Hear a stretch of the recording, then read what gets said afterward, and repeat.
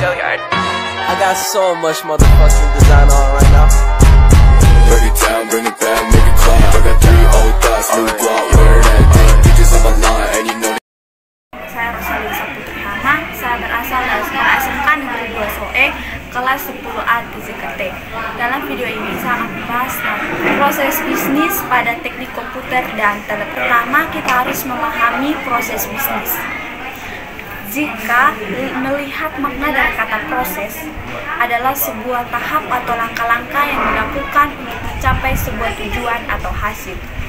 Jika dilihat makna dari bisnis adalah sebuah kegiatan yang dilakukan oleh perorangan atau kelompok atau organisasi yang melakukan kegiatan menjual barang atau jasa untuk mendapatkan keuntungan dan laba.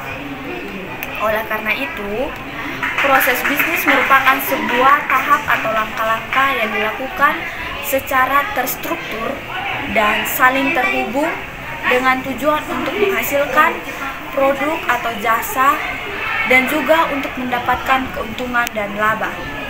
Nah, contoh jika proses bisnis pada teknik komputer dan telekomunikasi yaitu seperti proses untuk menentukan produk atau jasa seperti produk aplikasi ataupun website.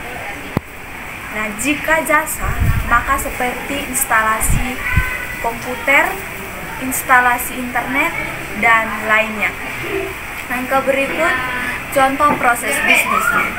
Berikut ini merupakan contoh dari proses bisnis. Yang pertama, manufaktur. Proses dukungan. Proses dukungan atau proses sekunder merupakan inti dalam menjalankan sebuah bisnis. Pada proses ini akan mendukung operasional pada sehari-hari dalam sebuah instansi, perusahaan ataupun organisasi yang melakukan proses bisnis. Yang keempat, karakteristik proses bisnis. Dalam proses bisnis memiliki ciri khusus atau karakteristik yang sesuai dengan lingkungan dari proses bisnis tersebut. Nah, berikut ini ada beberapa karakteristik proses bisnis secara umum. Yang pertama, definitif. Definitif yaitu sudah pasti, bukan sementara, memiliki batasan atau masukan dan keluaran yang jelas. Yang kedua, urutan atau sekian kegiatan atau aktivitas yang dilakukan secara beruntun sesuai dengan waktu. Yang ketiga, pelanggan. Pelanggan yang mempunyai penerimaan hasil proses. Yang keempat, nilai tambah. Artinya, proses bisnis harus memiliki dan memberikan nilai tambah pada penerima. Yang kelima, keterkaitan. Keterkaitan harus terkait dalam struktur organisasi atau tidak boleh berdiri sendiri.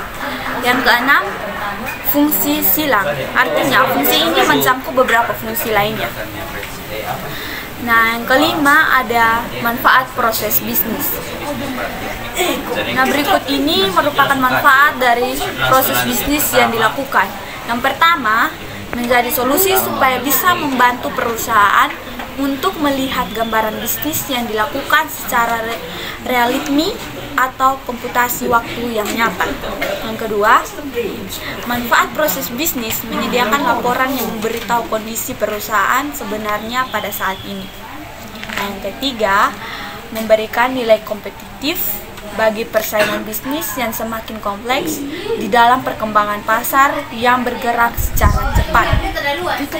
Yang keempat, mempercepat proses evaluasi informasi untuk merespons setiap kejadian dan masalah secara cepat dan tepat. Yang kelima, mempercepat respon perusahaan terhadap tantangan bisnis yang muncul secara tidak terduga. Yang keenam, memberikan pengaruh seperti meningkatkan daya deteksi perusahaan terhadap peluang-peluang bisnis baru dan pergerakan yang dilakukan oleh kompetitor. Yang ketujuh, mengutamakan deteksi masalah secara dini sehingga menghindarkan dari sifat reaktif dan umumnya perusahaan yang menyebabkan mereka menjadi kontraproduktif. Yang keenam, ada contoh proses bisnis pada teknik komputer dan telekomunikasi. Sekilas mengenai contoh proses bisnis sudah ada di pembahasan di atas. Berikut ini kita akan mencoba untuk membahas contoh proses bisnis pada teknik komputer dan telekomunikasi. Contoh proses bisnis bidang TI atau Web Development. Yang pertama, perusahaan atau instansi tersebut melakukan riset pasar supaya mengetahui apa yang dibutuhkan atau apa yang diinginkan pasar saat ini. Setelah mendapatkan riset yang nyata, berikutnya perusahaan mulai mencari bahan-bahan pendukung yang berguna untuk memenuhi keinginan pasar. Setelah memiliki bahan atau tools yang memenuhi, berikutnya memulai untuk mengembangkan sebuah website penjualan. Tak lupa melakukan user research guna mengetahui respon dari masyarakat. Nah, jika terdapat masukan, maka melakukan modifikasi atau revisi pada website penjualan tersebut. Setelah itu, memulai meluncurkan website penjualan. Yang berikut, contoh proses bisnis bidang TI atau desain grafis. Yang pertama, kita harus mengetahui desain apa yang diinginkan oleh market, masyarakat, atau klien.